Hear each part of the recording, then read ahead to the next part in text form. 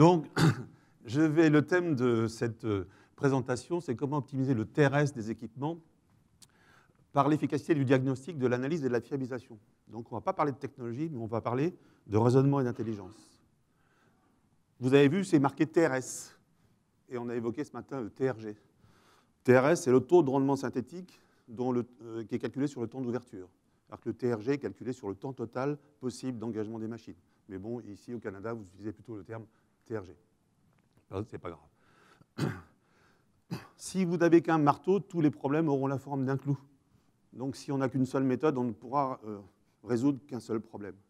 Donc il faut avoir une méthode généraliste qui s'applique un peu partout, mais qui soit également efficace. Donc vous connaissez mon nom. Je suis ingénieur cybernéticien diplômé en 1970. Faites vite le calcul. Expert maintenance et fiabilisation. Master Black Belt Six Sigma, ça a été évoqué, Lean Expert. Et la particularité, c'est que j'ai été formé par le concepteur de la méthode lui-même, Michael Harry, chez Motorola, à Phoenix, en Arizona. Formateur, je passe, auteur de livres, dont le dernier qui s'appelle La maintenance, le guide du parfait responsable maintenance, en vente dans toutes les bonnes librairies. Je ne sais pas au Canada ou par Internet, Lexitis Édition. Membre du conseil d'administration du GGI. En France, le GGI, c'est le groupement du génie industriel, qui réfléchit sur toutes les nouvelles approches de management.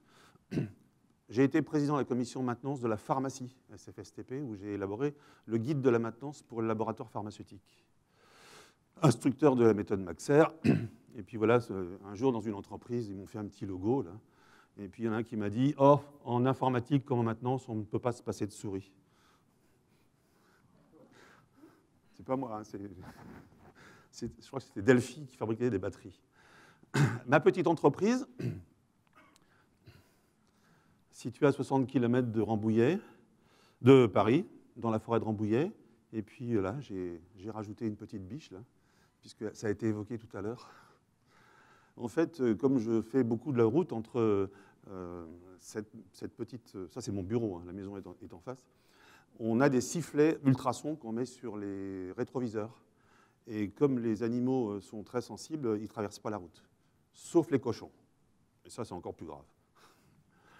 Et mes petits clients, donc mon cursus, j'ai 20 ans d'automobile, 23 ans plutôt, dont 20 ans chez Renault, il y a deux chiffres ici, 750, c'était mon effectif en maintenance. L'usine faisait 10 000 personnes, donc ce n'est que 7,5% des effectifs. Et j'ai commencé la TPM en 1982. Ensuite, je suis passé chez Honeywell. C'était anciennement Allied Signal Automotive et turbocompresseur Garrett, où là j'étais au corporate pendant 3 ans sur les 4 usines européennes. Et ensuite, j'ai fait des interventions chez Faurecia, Molertec, c'est du plastique, Bosch, Bristol Myers Squibb et GSK, qui sont des pharmaciens. Là, on a fait du Lean Six Sigma et puis du Maxer. Ensuite, tout ce qui est minier, Vallée, Koniambo, Eramet, ça c'est actuellement la Nouvelle-Calédonie, où on a mis en place depuis 3 ans des postes de fiabilistes et aujourd'hui des inspecteurs, parce que la fonction d'inspecteur n'existait pas à l'époque, c'était que la maintenance qui s'occupait de l'inspection. Storengy, c'est le stockage de gaz en France, GDF Suez, il y a la partie stockage et la partie distribution. Et donc j'ai formé 8 instructeurs Maxer chez Storengy, là depuis 3 ans. On parlait de Bombardier. Je suis intervenu chez Astrium, donc c'est le site des Mureaux et de Bordeaux qui fabrique Ariane 5. Là, on a mis en place également des formations et puis des logiciels de calcul de TRS, qui s'appelle Key-Ratio, qui est très, très convivial. Eurocopter, ça c'est pour dire qu'il y a aussi de l'hélicoptère au Canada, n'est-ce pas? L'agroalimentaire, Total. Alors là, Total, ça a été un gros chantier. J'ai élaboré le diagnostic du management de la fiabilité. On en a parlé tout à l'heure. C'est en fait de devoir avoir une vision systémique de qui participe à la fiabilité, depuis la DRH, en passant par l'exploitation, les achats, la maintenance, etc. Et je l'ai appliqué récemment, où ça chez Enercal. Enercal, c'est l'EDF, enfin c'est plutôt le producteur d'électricité de la Nouvelle-Calédonie. Il n'y a que des centrales fuel, charbon et hydroélectricité. Air Liquide, Arkema, ça c'est l'ancienne chimie de Total, donc là aussi on a appliqué le management de la fiabilité. Et la cerise sur le gâteau, ces dernières années, c'est une petite entreprise qui a choisi Maxer, et il y a 2 instructeurs qui gèrent les 4 usines de fabrication des montres à Genève. Bien, alors, sommaire, il y a 3 thèmes. Le premier, c'est comment réduire les temps de diagnostic en travaillant sur le raisonnement des techniciens. Il n'y a pas de technologie, on va travailler sur l'efficacité intrinsèque de chaque individu. Analyser les défaillances et fiabiliser grâce à une chaîne causale particulière qu'on appelle le défaillogramme. Et concevoir une base de données de retour d'expérience avec un logiciel cette fois-ci. On parle de GMAO, mais vous verrez les limites de la GMAO, et il faut aller beaucoup plus loin. Quelles sont les natures de problèmes? Bon, on sait très bien qu'il y a 2 types de problèmes dans l'entreprise. Il y a la variabilité, qui va générer de la non-qualité, et il y a les déviations brutales qui sont les pannes. Donc la non-qualité, elle peut être maîtrisée par des programmes de Six Sigma, et les déviations brutales, elles peuvent être maîtrisées par Maxer. Donc si on maîtrise les 2, on a de grandes chances d'avoir une certaine efficacité industrielle. Les problèmes à traiter. Les délais trop importants entre l'appel et l'arrivée du dépanneur. Ça, c'est un gros problème.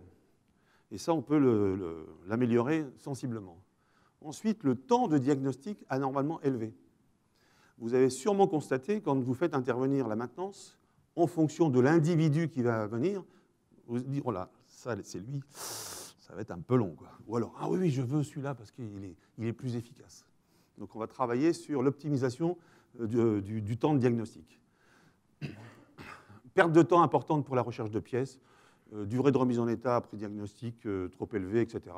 Bon, ça, c'est un petit peu tout ce qu'on a en tant que chef maintenance, des problèmes à traiter. Par contre, les comptes rendus dans la GMAO ne sont pas assez précis. Manque de déclaration des codes causes et des codes panne. Je pense que certains d'entre vous ont SAP et le module PM, et qui comporte des bibliothèques de codes causes et de codes panne. En général, à chaque fois qu'on les analyse, tout est faux. Parce que ça a été fait par des équipes de maintenance en particulier, ou des consultants extérieurs, mais qui ne sont pas fiabilistes. Or, on a besoin d'être fiabiliste, avec une formation de fiabiliste, pour identifier le bon vocabulaire. Alors, déjà, la problématique. Comme disait un certain Albert Einstein, un problème sans solution est en réalité un problème mal posé. Ça, c'est classique, des phrases comme ça. On en trouve beaucoup. Moi, j'en ai rajouté une. Je me suis mis en plus petit quand même. Il n'y a toujours qu'une seule cause à un problème à un instant donné. Mais il y a souvent des facteurs contributifs ou des facteurs concomitants. On peut expliquer tous les accidents qu'on a eu récemment, d'avions, de trains, etc., avec cette petite phrase. Alors, pourquoi améliorer le raisonnement? Déjà, il faut se poser la question. Chaque individu est conçu intellectuellement et naturellement de manière différente, d'après le spécialiste suisse Piaget. Ne pas confondre avec les montres. Ce n'est pas encore mon client. Sa capacité de raisonnement est liée à sa personne, et donc l'efficacité d'un individu à l'autre devant un même problème. Moi, j'avais constaté, quand j'ai démarré la robotique chez Renault, qu'il y avait des lignes qui fonctionnaient moins bien dans une équipe que dans l'autre. C'est la même ligne. Tout simplement parce qu'il y avait un chef d'équipe qui avait beaucoup travaillé sur la formation de son personnel et qui était plus efficace, et c'était le temps de diagnostic qui était réduit. Et sur mes 750 personnes, j'en ai formé 350 à la méthode Maxer. Quand vous avez un effectif de 750 personnes, vous n'êtes plus un chef maintenance, vous êtes un DRH. Donc la seule chose, c'est d'améliorer l'efficacité de chacun et de trouver les bons outils. Le temps de résolution de problème est souvent la durée la plus longue d'un arrêt. Une fois que vous avez trouvé ce qu'il faut faire, c'est du temps logistique. Il faut démonter, aller au magasin, remonter, faire des essais. Mais le seul temps qui est variable, c'est le diagnostic. Donc, il faut travailler en priorité sur ce sujet. Et les méthodes de résolution de problèmes utilisant des outils standards qui viennent de la qualité, on a voulu tous les transposer. On a fait tous les mêmes erreurs. Ça vient du Japon, ça vient de la qualité, automatiquement, on va les utiliser pour faire autre chose. Manque de peau, ça ne marche pas. Ça marche, mais ce n'est pas aussi efficace que ça. Donc, le métier de la maintenance, en particulier en phase de dépannage, est particulièrement difficile, car le dépanneur est plus proche d'un vétérinaire que d'un médecin. Si les machines parlaient, elles pourraient dire où elles ont mal. Ce n'est pas le cas.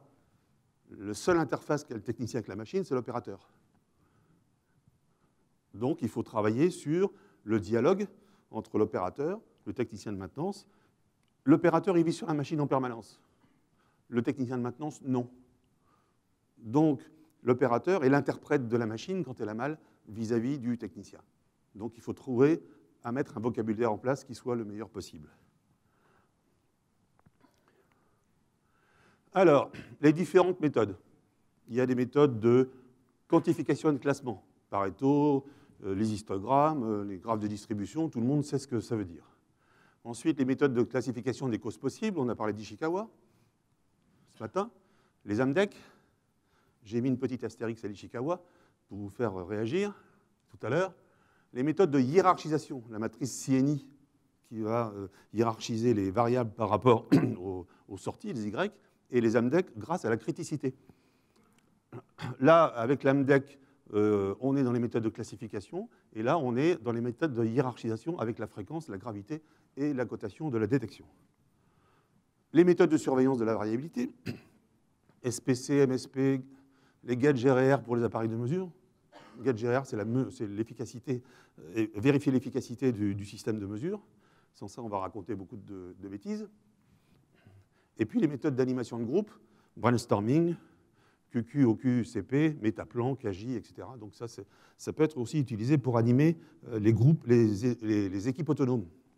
Parce que quand vous mettez les opérateurs dans une salle qui n'avaient pas l'habitude de parler et qu'on va commencer à les faire participer soit à des études AMDEC, soit à des études ou des réflexions sur comment améliorer la situation, ben, il faut les former aussi au travail de groupe. Et là, il faut passer prioritairement sur l'une de ces méthodes qui sont bien connues. Ishikawa n'est pas une méthode de résolution de problèmes. Dans 90% des cas où je passe dans les usines, on utilise Ishikawa pour résoudre des problèmes. Ça ne marche pas. Pourquoi? Parce que c'est une méthode de classification de causes. Ce n'est pas une méthode de raisonnement. Il y a 7 M dans Ishikawa. J'en ai rajouté un. Ça, c'est grâce à Six Sigma. C'est qu'avant, on mettait le système de mesure dans les méthodes. Et si le système de mesure n'est pas clairement identifié, ce qu'on va sortir de la mesure sera faux. Et donc, tout ce qu'on va en déduire, ça sera n'importe quoi. De toute façon, il ne faut pas se voiler la face. 90% des problèmes, c'est la faute du management. Parce que c'est lui qui décide qu'on fait ou qu'on ne fait pas.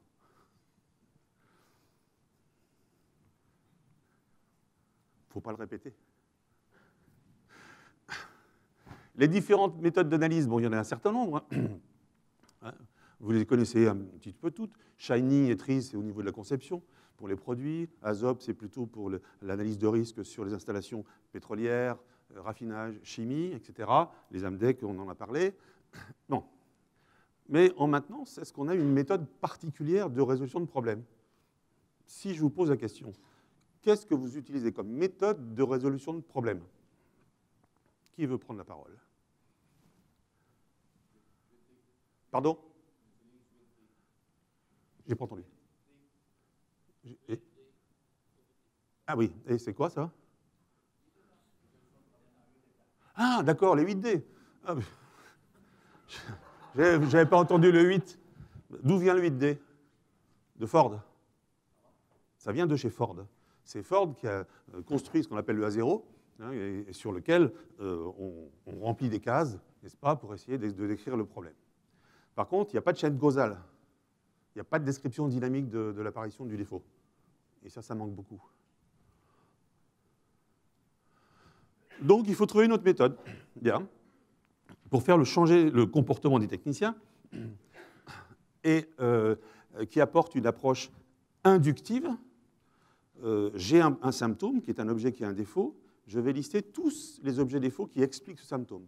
Et ensuite, je vais avoir une démarche déductive. Je vais lever les hypothèses. Et à chaque fois, il ne va me rester qu'une seule branche. Et je vais la déployer jusqu'à la cause de la panne et la cause première. Et comme dans les formations Six Sigma, quand vous êtes formé Six Sigma, vous êtes Black Belt, vous quittez l'entreprise, vous êtes toujours Black Belt. Vous travaillez chez Bombardier sur des installations sophistiquées. Vous avez une expérience technologique. Vous passez dans l'agroalimentaire, ça ne sert à rien. Donc ce qu'il faut, c'est travailler sur la formation pour amener de la valeur ajoutée à l'individu, en particulier dans le domaine de la maintenance. C'est là où on est le plus efficace. Moi, dans les 750 personnes en maintenance, dans l'usine, il y avait 4 usines. Usine de construction automobile, l'emboutissage, la tôlerie, le montage, la peinture et le montage. Eh bien, j'ai fait une permutation circulaire à raison de 20% des effectifs pendant 5 ans. Et les gens ont appris une polycompétence et une polyvalence. Et donc, on a valorisé chaque individu au fur et à mesure du temps. Et on n'était plus tributaire d'un spécialiste qui était depuis 20 ans dans le même atelier. Il changeait d'atelier, il passait en peinture alors qu'il venait de l'emboutissage, il était perdu. Alors, Maxer, donc, ça comporte un certain nombre de modules, l'efficacité du raisonnement, la fiabilité, et ensuite, on va comptabiliser l'expérience avec une chaîne causale qu'on appelle le défaillogramme. Donc, on appelle ça un dépannage rationnel. On analyse déjà la situation d'apparition du symptôme. Comment est-il apparu? Dans quelles conditions? Bien décrire la panne. Et le symptôme se décrit par un objet qui a un défaut. Et cet objet qui a un défaut, on va le retrouver dans toute la chaîne causale. Chercher les défauts simultanés pour chercher les causes communes, ça peut exister. Chercher les antécédents, ce qui s'est passé avant. Question, est-ce qu'il y a toujours un antécédent à un événement? Non. Qu'est-ce qui dit oui? Ah, qu'est-ce qui dit non? Ben, il y en a qui ne savent pas dire oui ou non, alors. Il y a toujours un antécédent. Premièrement, si j'ai ce qu'on appelle des bris de machine, ça peut venir de quoi? Soit de la conception. Les conceptions, c'est fait par qui? Par des ingénieurs du bureau d'études. Ça peut venir de l'exploitation, qui fait fonctionner sa machine dans des conditions qui ne sont pas prévues à l'origine. Ça peut être la maintenance qui a fait des erreurs au niveau du diagnostic ou de la maintenance préventive. Donc, à chaque fois, on a affaire à des ressources humaines. Donc, si on a un événement, à un moment donné, il y a toujours un antécédent. On arrive à un bris de machine. C'est-à-dire quoi? On a dépassé son seuil d'acceptabilité de fonctionnement. Où est l'erreur? Ben, le plan de préventif, il n'est pas bon. Ou on n'a pas mis en place les investigations non destructives, vibrations, thermographie, etc. Donc, c'est la faute de la maintenance, qui n'a pas élaboré sa stratégie de maintenance. On cherche les disparités de lieu ou de temps. Tiens, ça s'est passé quand? Est-ce que ça s'est passé la semaine dernière ou la semaine d'avant? On va chercher aussi dans les bases de données les disparités de lieu ou de temps. De temps, il y a une machine qui fonctionne en marche automatique et qui ne fonctionne plus en marche automatique et qui fonctionne en marche manuelle. Donc les temps sont décalés. Donc là, on a une disparité de temps. On va regarder un exercice pour le montrer. Se rappeler que la cause supposée doit expliquer directement le défaut. Si la cause n'explique pas le défaut, c'est qu'on s'est trompé dans le diagnostic. Et puis, on fait des vérifications directes ou indirectes. Les vérifications directes, c'est-à-dire, on prend quelque chose qui ne marche pas, on le met à la place de quelque chose qui fonctionne. Et si ça ne fonctionne plus, on est sûr que c'est ça. Et les vérifications indirectes, c'est on prend quelque chose qui marche et on le met dans quelque chose qui ne marche plus. Vous allez au magasin chercher une pièce de rechange, une carte électronique. Est-ce que vous êtes sûr que la carte est bonne? Eh bien non. Donc quand on fait les statistiques, on s'aperçoit que 5% souvent des composants qui sont dans les magasins, que ce soit les cartes électroniques ou les roulements qui sont mal rangés, etc., sont défaillants. Et le technicien dit « Non, j'ai été au magasin chercher une pièce, elle est bonne ?» Eh bien non. C'est ce qu'on apprend aussi dans la méthode. Analyser la situation, bien décrire le symptôme. Qui a décrit le symptôme? Est-ce que c'est un opérateur formé ou c'est un intérimaire qui vient de prendre en compte la machine? Est-ce qu'il connaît bien sa machine? Ça a été évoqué. Quelles sont les conditions d'apparition? Quelle heure? Le mode de fonctionnement? Où?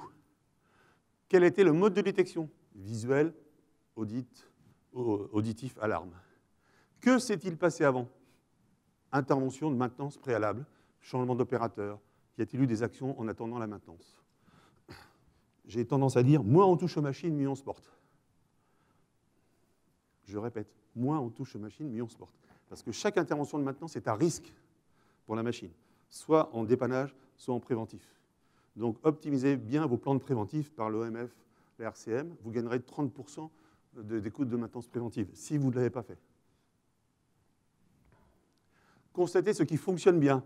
Autre fonction de la machine. Comme ça élimine un certain nombre de choses. Et voilà, on va retrouver un synoptique avec la cause probable, définir le symptôme avec précision, chercher les configurations qui sont défaut, ensuite chercher les symptômes simultanés. Il y a un exercice avec Madame Lapince qui n'a plus d'eau au robinet de sa cuisine le lundi matin. Elle veut faire sa cuisine, il n'y a plus d'eau. On regarde le schéma, on s'aperçoit qu'il y a un robinet d'eau chaude et un robinet d'eau froide. Il n'y a ni eau chaude ni eau froide. Qu'est-ce qu'on va chercher? Le défaut de mode commun. Le seul, c'est l'embout qui est au bout du robinet, qui est le mousseur, qui est encrassé. Défaut de mode commun, et ça explique plein de choses. Les conseils, donc, décrire le symptôme avec précision, chercher les antécédents, chercher les disparités. Inutile de chercher les causes dans ce qui fonctionne bien.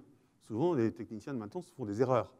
Ils vont chercher des causes alors que ça continue à bien fonctionner. Et il n'y a pas de lien directement avec le deuxième symptôme. Comparer les moments de panne avec les moments de bon fonctionnement. Et en cours de diagnostic, il ne faut faire que les hypothèses capables d'expliquer le défaut. Ça, ce sont les règles qu'on apprend dans la formation. Le rôle des questions, ça, je veux dire que c'est un peu classique. Hein. Ce n'est pas une nouveauté. Qui, quoi, où, quand, comment et combien. On a rajouté le combien, c'est quelle est la fréquence d'apparition et sa gravité. Particularité de la formation. Pratiquement toutes les formations se déroulent selon la démarche suivante. On commence à faire de la théorie, puis ensuite on travaille sur des cas d'école, et puis ensuite vous dites, ben maintenant vous allez rentrer à la maison, dans l'entreprise, et vous allez l'appliquer. Eh bien ça ne marche pas. On fait l'inverse. Présentation des concepts, travailler sur les cas d'école, ensuite mise en œuvre à son retour dans l'entreprise. Et bien avec Maxer, on fait l'inverse.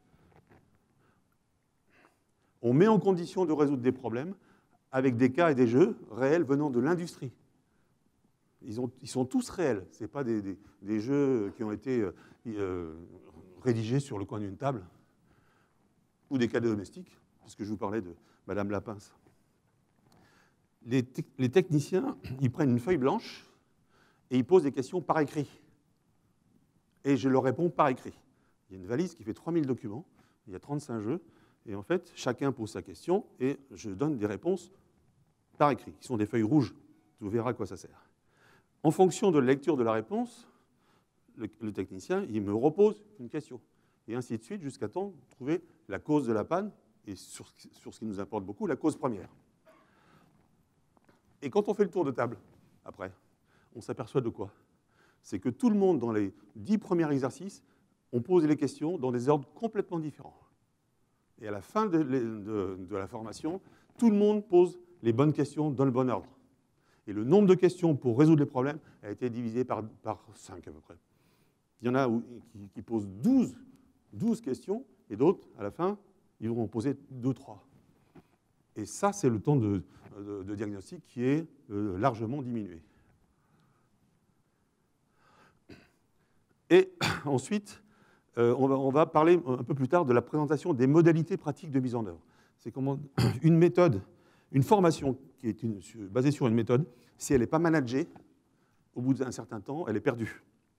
Donc, tous les fiabilistes qu'on a mis en place ces dernières années dans les entreprises sont hyper formés à Maxer et ils ont un mode de management de la méthode pour lancer toutes les études sur les problèmes récurrents qui se posent dans l'entreprise. Alors, la particularité de la méthode, c'est qu'il y a une chaîne causale assez particulière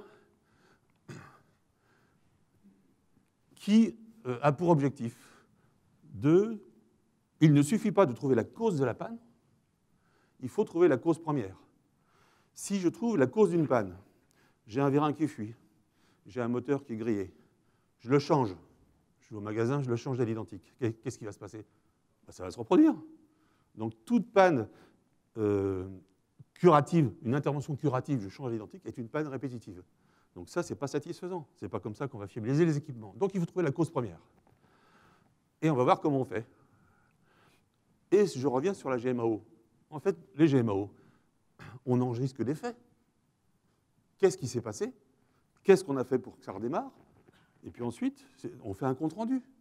Mais pourquoi c'est arrivé? Ce n'est pas dans la GMAO, ce n'est pas fait pour ça. Donc il faut aller au-delà de ça. Et avec le défaillogramme qui est informatisé par un logiciel qui s'appelle DiagDef. Et on a parlé de l'AFNOR tout à l'heure. En fait, le terme curatif n'a pas la même signification entre l'AFNOR et Maxer. Dans l'AFNOR, le terme curatif, c'est « je change à l'identique ». Et dans Maxer, le terme curatif, c'est « j'élimine la cause première ». Donc, il n'y aura plus de panne. Vous connaissez tout ça, je pense que vous l'avez utilisé. Root cause analysis, bon, pour moi, c'est un peu livresque. Mais il n'y a pas de structure. C'est du texte qui sont dans les boîtes. Avec ça, on ne peut rien faire. On ne peut pas faire de tri. Attention, ça va vous faire mal à la tête. Le défaillogramme. Voilà de quoi il se compose. Déjà, il y a ce qu'on appelle un fond de page, avec des zones, le symptôme, la cause première, les antécédents, les disparités, la cause de la panne, les vérifications, les améliorations et la configuration sans défaut. Bon, ça, c'est mon fond de page. Quand quelqu'un commence à faire un défaillogramme, on lui donne ce document. Bien. Ensuite, il va mettre l'explication du symptôme, l'objet qui a un défaut. Il va faire toutes ces hypothèses. Ici, c'est la partie inductive. Et ensuite, il va lever ces hypothèses en faisant des tests. Et qu'est-ce qui va rester? Ben, il va rester voilà, toutes les causes possibles, ou l'explication physique du symptôme. Et ensuite, on va déployer la branche qui n'est pas rayée. Quand on met HS, ça veut dire soit défectueux intrinsèquement, ou soit c'est un objet qui a un défaut qui l'empêche de fonctionner. Donc HS, c'est deux lignes. Soit ça ne fonctionne pas, soit ça ne peut pas fonctionner parce que ce n'est pas commandé. Donc c'est ce qu'on appelle les défaillances intrinsèques et les défaillances extrinsèques. Ça, il y a un vocabulaire qu'il faut apprendre pour ça. Donc, systématiquement, je vais vérifier. Par exemple, je change un objet en identique. Eh bien, il n'est pas défectueux, donc je raye. Et je vais chercher maintenant d'où ça vient. Et je vais continuer, et vous voyez que la particularité, c'est que le vocabulaire est toujours le même. J'ai toujours un objet qui a un défaut. Donc, on va les mettre en bibliothèque. Ensuite, j'ai ce qu'on appelle les facteurs contributifs. J'ai un objet ici qui a un défaut, mais il n'agit pas sur celui de droite parce qu'il manque une action. J'ai un disjoncteur qui est complètement déréglé. C'est un défaut, mais personne ne s'en aperçoit jusqu'au moment où le moteur passe en surcharge, donc en surcouple, et automatiquement le moteur va griller parce qu'en fait j'ai eu une action, c'est de démarrer le moteur. C'est une action positive, elle est en bleu. Et ensuite, je vais remplir toutes mes cases vides, essentiellement les antécédents et les disparités, ensuite la cause de la panne qui explique le symptôme, la vérification de la cause, si je vérifie cette cause et que la cause est bonne, automatiquement mon symptôme n'apparaîtra plus. Ensuite, j'ai cherché la cause première. C'est sur quoi on peut agir pour fiabiliser. Ensuite, je vais analyser ma chaîne causale ici, et je vais trouver toutes les actions d'amélioration et de fiabilisation. Et puis, les configurations sans défaut, qu'on rappelle, c'est sur ce qui fonctionne bien par rapport à ce qui ne fonctionne pas, ce qui permet de lever les hypothèses. Voilà, je prends un brûleur à gaz, tout simple. Il y a du gaz, ici, une vanne, un détendeur, une électrovanne, etc., etc. Mardi, à 10 h, il s'arrête, tout seul. Le technicien arrive, qu'est-ce qu'il fait? Il dit, je ne sais pas, il y a peut-être eu une coupure de courant, il appuie sur le bouton, marche, ici. Automatiquement, l'électrovanne s'ouvre, mais dès qu'il relâche son doigt, ça s'arrête. Donc, on a une disparité de temps. Ça marche en marche automatique, ça ne marche pas en marche manuelle. Qu'est-ce qu'il va chercher? L'élément qui n'est pas utile en marche manuelle. Et qu'est-ce qui n'est pas utile en marche manuelle? Eh bien, c'est l'électrode de sécurité. Parce que c'est elle qui maintient l'électrovanne. Donc, en faisant la comparaison entre deux modes de fonctionnement, il va s'orienter sur l'électrovanne, sur l'électrode de sécurité. Mais est-ce que l'électrode de sécurité est intrinsèquement défectueuse? Eh bien non, parce qu'elle a été changée le week-end. Alors, comment ça se fait que ça ne fonctionne pas? Ben, tout simplement que le technicien de maintenance, il a mal resserré la vis qui relie le fil à l'électrode de sécurité, et elle s'est desserrée pendant 1 jour et demi. Donc l'erreur, l'antécédent, vient de l'intervention de maintenance du week-end. Moins on touche aux machines, mieux on se porte. Et voilà, je fais toutes mes hypothèses, ici.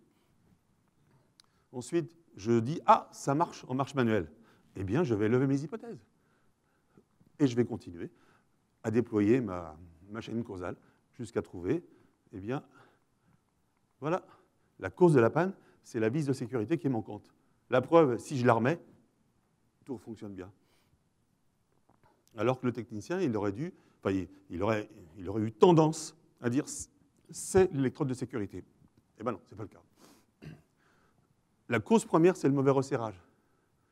Parce que je ne peux pas agir sur la vis de sécurité manquante, c'est trop tard. Alors que je peux agir sur l'action de resserrage du technicien en lui demandant « mais pourquoi tu n'as pas bien resserré ta vis ?» Ah, bah parce qu'elle n'était pas accessible, ou alors j'ai pas retrouvé la rondelle de freinage qui était sur la vis, etc. Il y a plein de causes qui sont potentiellement possibles. Voilà, et ça s'appelle un défaillogramme finalisé. Bien, on continue. Ça, c'est, vous vous rappelez les feuilles rouges que je distribue, ça c'est le numéro des feuilles, à chaque fois qu'ils vont expliquer à chaque moment où on va les placer. Bien, comment on le construit? Bon, on décrit le symptôme, on identifie les hypothèses, ça c'est la partie inductive, on lève les hypothèses, ça c'est la partie déductive. Ensuite, on va déployer la seule hypothèse retenue. Je vous dis qu'à chaque symptôme, il n'y a qu'une seule cause. Donc, il n'y a qu'une seule branche. Il ne peut pas y en avoir plusieurs. Par contre, quelques semaines après, si j'ai le même symptôme, eh bien, comme j'ai déjà écrit toutes les hypothèses, ça peut être une des autres branches qu'il va falloir déployer. Sans ça, si c'est la même, c'est-à-dire qu'on n'a pas trouvé la cause première et que la panne est revenue. Donc, on a mal travaillé en termes de fiabilisation.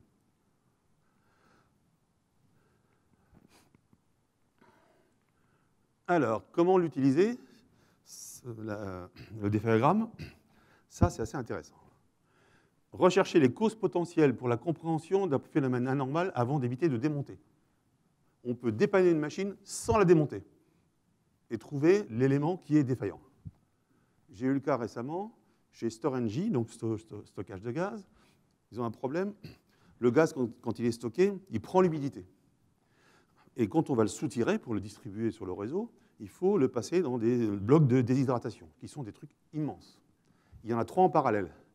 Et le capteur qui est derrière, il dit « Attention, il y a trop d'eau dans le gaz. » Donc, on ne peut pas le distribuer à GRT Gaz. Quel est l'un des 3? Il y en a un sur les 3 qui est défaillant, manifestement. Eh bien, en faisant le défaillogramme préventif, ils ont trouvé celui qui était défaillant, avant de le démonter. 50 000 € pour démonter un déshydrateur. Il y en avait 3. Si on n'a pas choisi le bon, 100 000 €. Identifier les analyses à effectuer pour lever les hypothèses. J'ai levé les hypothèses, maintenant il faut que je les lève. Ah, comment je vais faire pour lever l'hypothèse? Quel type de contrôle je vais faire? Comparaison de mode de fonctionnement, ou alors un test avec un outillage particulier, etc. Validation de l'efficacité des modifications envisagées de fiabilisation en étant assuré que la cause première a bien été identifiée. Combien de fois on pense que l'amélioration va solutionner le problème, manque de peau, on n'a pas trouvé la cause première. Et on se retrouve dans des problématiques où la modification est pire que le mal. Et là, on est sûr que la modification, c'est la bonne, parce qu'on l'a prouvé. Analyse des interventions internes ou celle des intervenants extérieurs en cas d'intervention inefficace. J'ai vu récemment, sur une grosse révision de machine, l'intervenant, il est parti, il avait laissé un chiffon dans une canalisation d'huile importante, et donc la machine a eu beaucoup de mal à démarrer, et il ne voulait pas l'assurer, en fait, On a fait le défaillogramme, on lui a renvoyé le défaillogramme avec les photos, on a dit voilà, on a prouvé que c'était vous, et donc ils ont payé.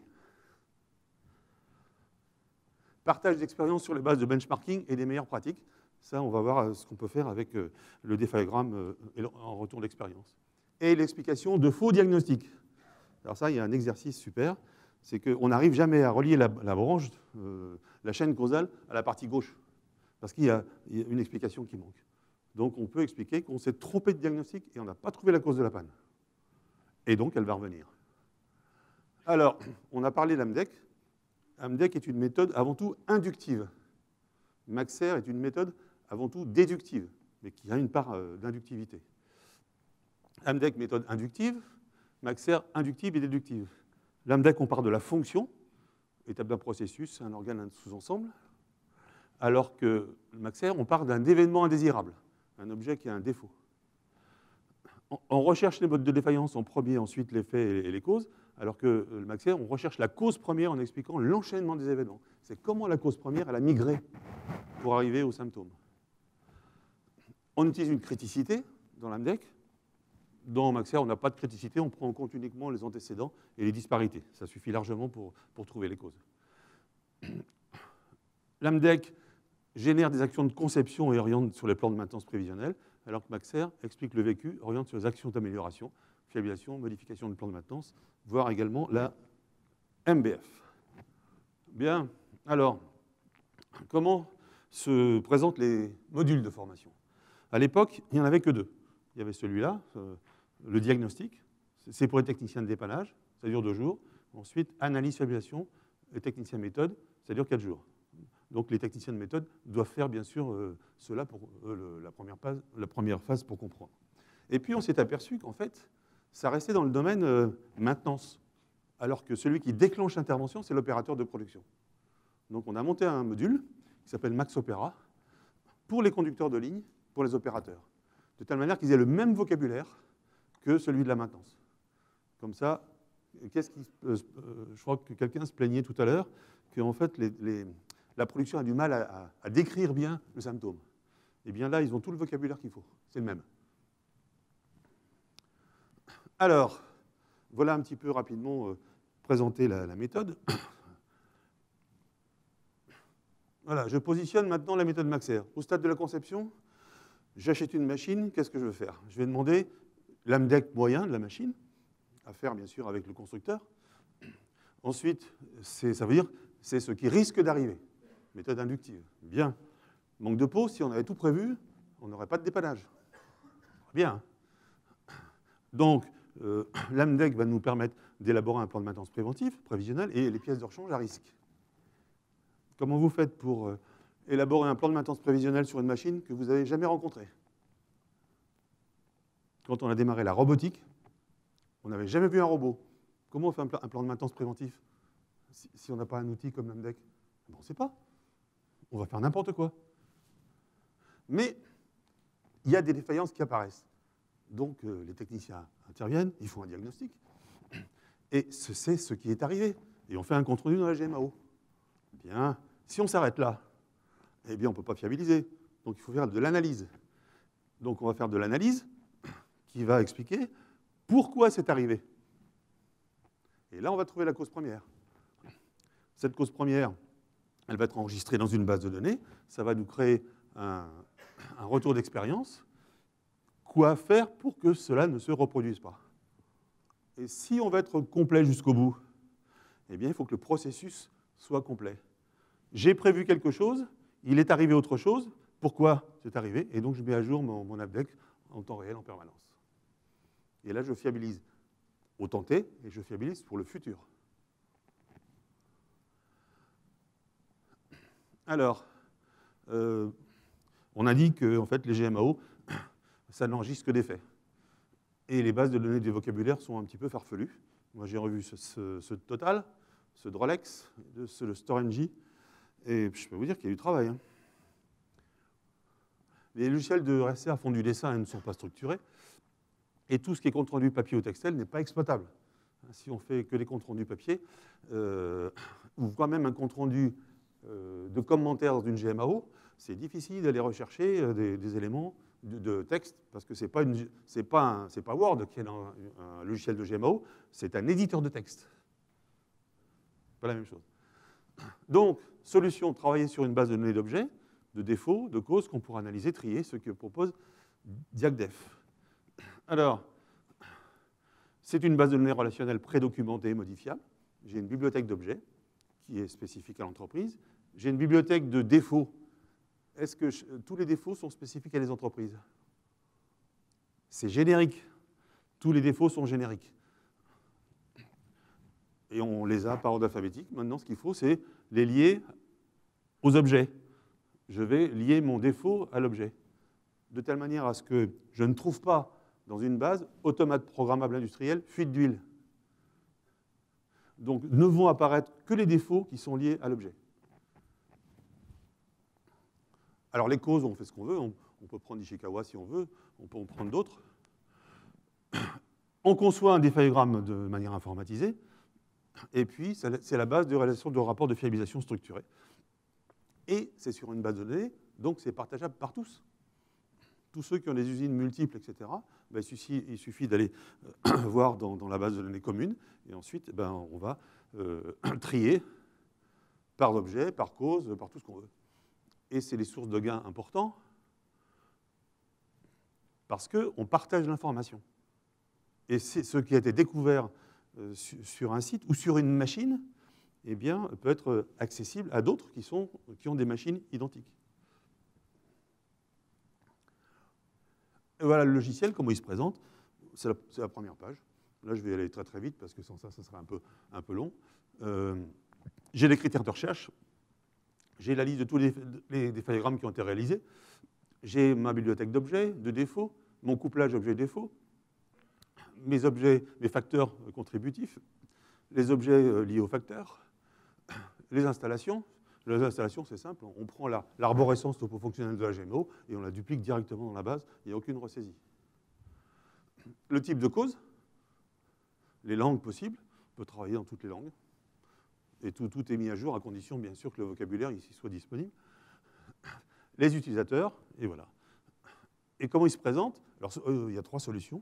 Soit sous forme papier, c'est ce qu'on a fait depuis des dizaines d'années. Voilà. Donc on a un défaillogramme, vous voyez, la lisibilité, pas facile. Hein. Celui qui l'a conçu, bon, ça va, mais ceux qui vont le lire, bonjour. Alors on est passé quand même avec des outils bureautiques, hein, du type Word, PowerPoint, Excel. Celui que je vous ai montré, là, il est fait sous Excel, sous PowerPoint, mais c'est un support de cours. Et puis je me suis dit, mais attends, est-ce qu'on ne pourrait pas informatiser ça?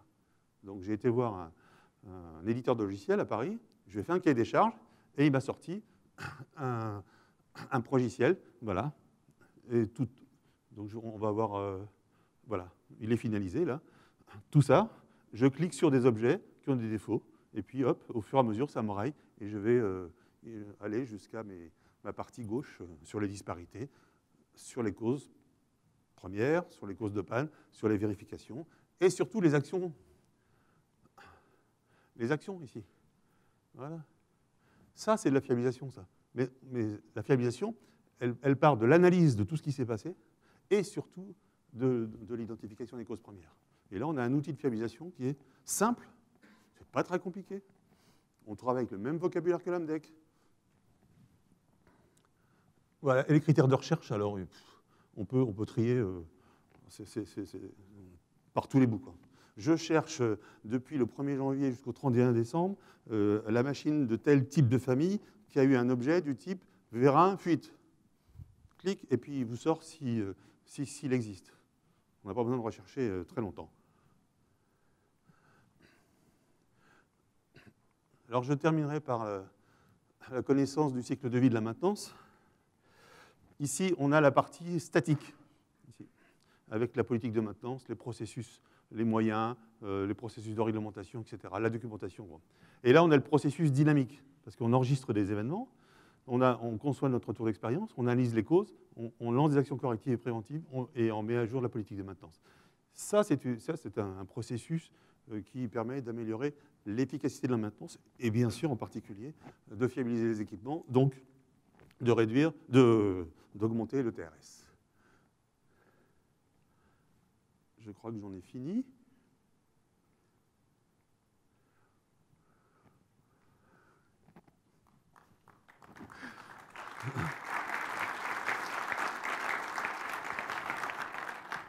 Je suis dans les temps. Hein. Avez-vous des questions? Oui.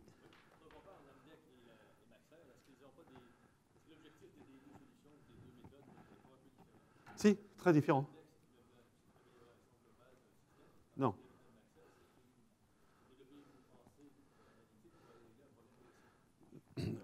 L'AMDEC est une méthode inductive qui a été faite pour prévoir ce qui risque d'arriver, parce que l'installation n'a jamais fonctionné. Voilà. Maxer, c'est une démarche déductive qui, lorsqu'un événement arrive, on va l'expliquer dans le détail.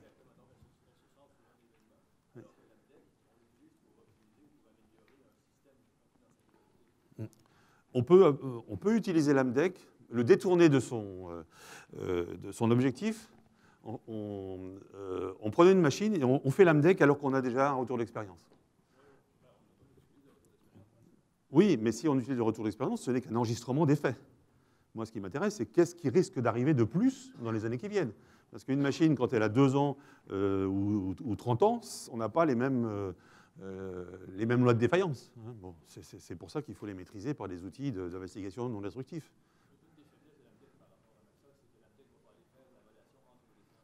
Non. Ouais. Non, il faut les 2 outils.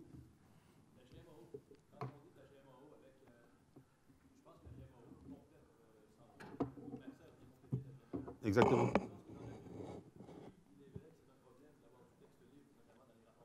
Oui.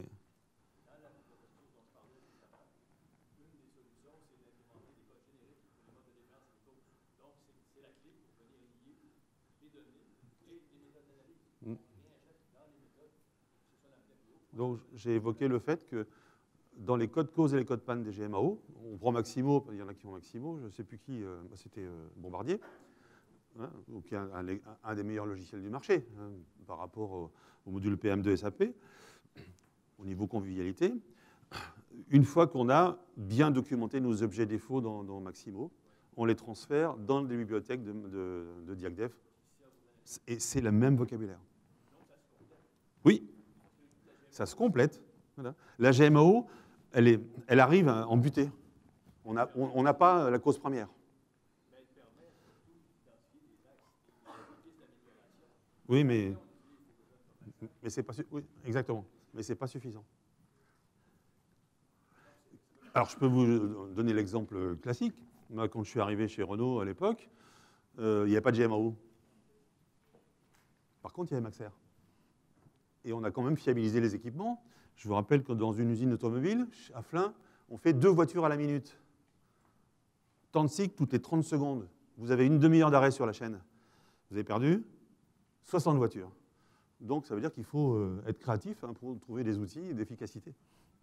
Et c'est pour ça que Maxer est utilisé depuis 30 ans, 30-40 ans. Mais en fait, il n'était pas connu des PME, PMI, parce que c'était réservé aux grands groupes. PSA, Renault et autres. Il y a eu 35 000 personnes de formées depuis les années 70. Elle n'est pas jeune, hein, cette méthode. C'est le fait qu'on ne connaît pas ce qu'on ne connaît pas, comme disait Michael Harry. Si l'information n'est pas arrivée à vous, elle n'existe pas. Donc, il faut la faire connaître. C'est pour ça que j'ai racheté la licence et développé le logiciel pour que maintenant, PME, PMI, on fait de l'interentreprise, de l'intra, voilà. Oui. Ah, bah c'est très structuré, oui, tout à fait. Une autre question? Oui.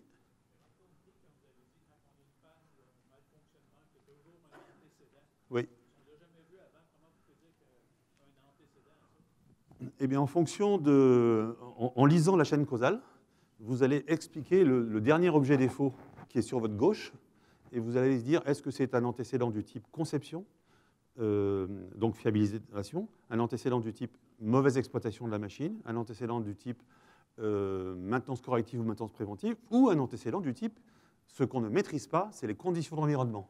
Hein, vous avez récemment, en Nouvelle-Calédonie, on a eu une météo exécrable, et il y avait des joints d'une grande machine qui se sont percés et qui ont donc déclenché une alarme qui a arrêté la tranche. Bien.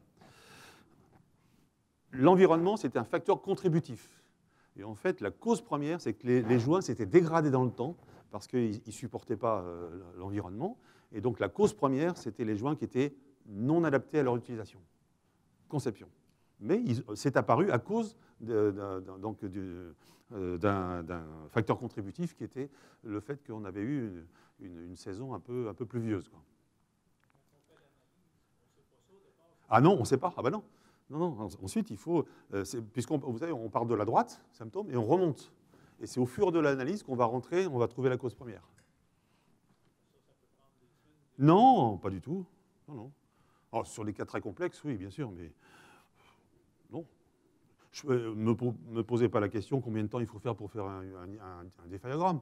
C'est de la variabilité d'enfer, quoi. Ça peut durer 1 heure, comme ça peut durer 3 semaines. C'est vrai. Par contre, une fois que vous avez trouvé la cause première, vous avez fiabilisé votre équipement de manière définitive.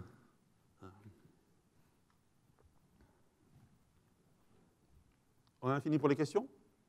Bon, ben je vous remercie, et puis on va laisser la parole à notre président.